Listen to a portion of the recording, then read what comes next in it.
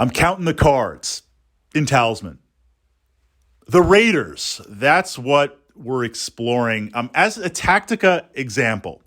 Now, I'm not saying that I'm literally counting the cards because I'm immersing myself in the narrative and the laughs and seeing how the game plays out.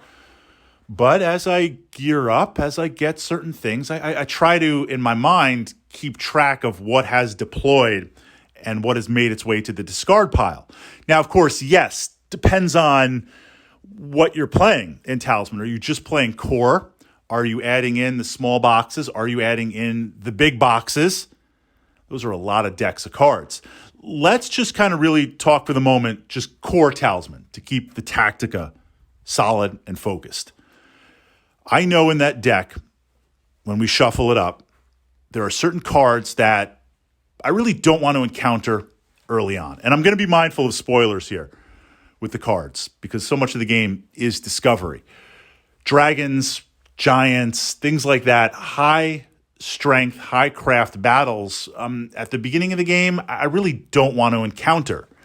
Mid-game, yeah, at that point, I probably have enough strength or craft. I've got a couple of pluses on magic gear, maybe a follower or two. That's when I want to take them on. So I try to be aware that they're in the deck, but the Raiders are also in the deck. Now, on a side note, when the Raiders hit you, depending on the edition of Talisman, I really enjoy playing the Black Library edition. You get hit, all your gear is taken.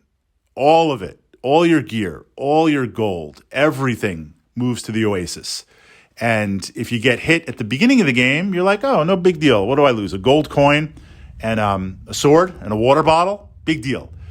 You get hit mid-game, you're like, oh, man, like now I'm in trouble because I wasn't going to try to go to the mid-ring, but now I got to go get my gear back. And if I've got some good gear, everyone else is like, I think I'm going to go and try and grab that. If you get potentially hit end game when you've got a lot of stuff and the other players have potentially abilities to move quickly through gear or spells, now you're like, I'm in a lot of trouble. Getting hit by the Raiders is awful. Some players remove it from kind of pre-current edition Talisman. They've toned it down a lot in the newest edition, but it still stings. It still hurts when you get hit with the Raiders. So this idea of the Raiders is an example. You could play the inverse and assign, say, like the Rune Sword, where the Rune Sword hasn't appeared yet. You're counting cards. As that deck goes down and down and down more and more and more, there's the greater chance that the Rune Sword is going to appear. So maybe at that point, I want to hit up places where I draw 2 cards or draw 3 cards. If we're about halfway through the core adventure deck and the Rune Sword or other magic objects I'm looking for have not deployed, I want to hit up to draw 2 cards. I want to hit up draw 3 cards because the chances are going to increase that I draw it.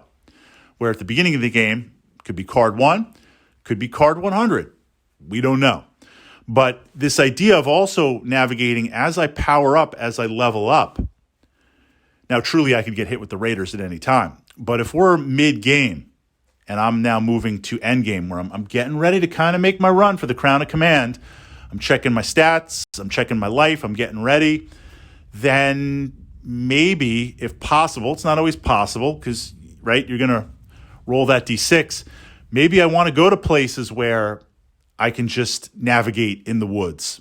Maybe I have a guide to get me through it. Or I'll visit the graveyard. Or I'll visit the chapel and just kind of hang out there and do nothing. Or I'll bounce around for places that just aren't really going to help me. I will try to avoid draw a card space as I'm positioning myself for that run. So this idea of understanding as you see them, certain cards are in play, the size of the deck, and understanding the controlled probability as you get closer to drawing those cards. And I say this because the tactics of Talisman. I personally play Talisman because I love the narrative of it. I love the idea of exploring the realm with some friends, this idea of trying to grab the Crown of Command and a little bit of competition for the game. So it's that competition plus it's a way to tell a story. And I like the fact that there are some synergies and some combos. But what I realized when I was playing early on, we would play Dungeons and Dragons. This is kind of the framework of these Tactica videos. We would play Dungeons and Dragons. And then after playing Dungeons and Dragons, because we weren't quite ready to go home yet, had to let certain effects wear off, we'd play Talisman for a few hours. And I had never played the game before. I just started playing it when we started playing D&D. And in doing a little bit of looking on BGG and other sites, people were like, oh, it's just roll D6 and move. There's no decisions.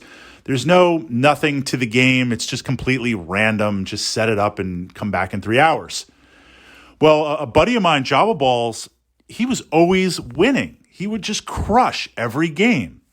And it didn't matter the character that he had. Yes, some characters are easier to win with. He'd draw like the worst character and just laugh. And then mid-game, he's got all the gear and he wins. And I was like, well, yes, in real life, he's just a really lucky guy. But something's going on here. And that's when I started to really look and see what was he doing? What was he playing? Where was he going? And that's where I started to kind of formulate. There's tactics for the beginning of the game. Then there's mid-game tactics. Then there's end-game tactics. And then this is your checklist. You want to have as many of these possibilities ready to go to make your run for the Crown of Command. You're never going to have all of them. There might also be a time where you're not quite ready, but someone else is, and they're making their run for the crown. So you're like, look, I got to make my run right now, right? Not the most optimal. But this idea of understanding there are a lot of mechanics because here's the irony. Because Talisman is so random, it's Games Workshop D6 random. You don't know Talisman? 1, 2 bad, 3, 4 okay, 5, 6 good. That's all you need to know. But because it's so random, controlling and influencing and decreasing the random when it's your turn is vital.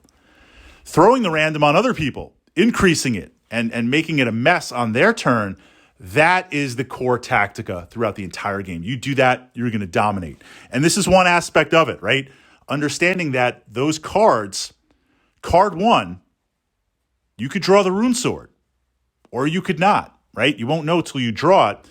The odds are spread out if you shuffle the deck, but as you go through, the odds increase more and more and more for certain encounters. And in this case, the Raiders derailing you completely, understanding when, look, I get hit early on, there's nothing I can do, right? It's Talisman.